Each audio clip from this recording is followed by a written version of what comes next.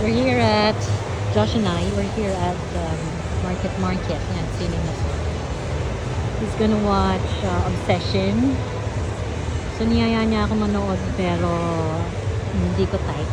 Hindi na ako mahilig manood ng sine. Kahit nasa bahay, yung mga streaming sa Netflix, sa Disney, sa HBO Max, sa Apple TV.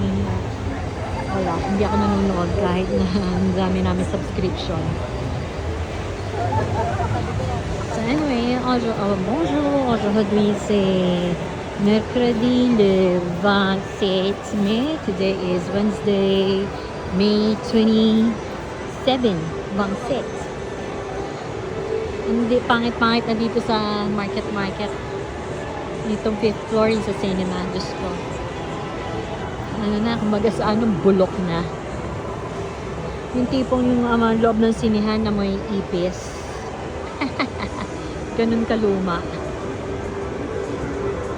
Okay, yun lang. Ang ganap kanina, pagdating namin dito kanina, nag-lunch kami at 10 a.m. sa 10:30 sa Wendy's. So I had chicken and fries with soda. And then, kaka-dessert lang sa DQ, yung aking favorite na double Dutch.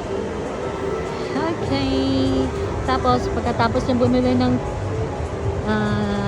cinema ticket, we'll proceed to SM Aura sa SM Prestige Lounge para mag-cafe, cappuccino. Nahaba ng pila, oh. Kabubukas lang kasi ng 12. Okay, salut!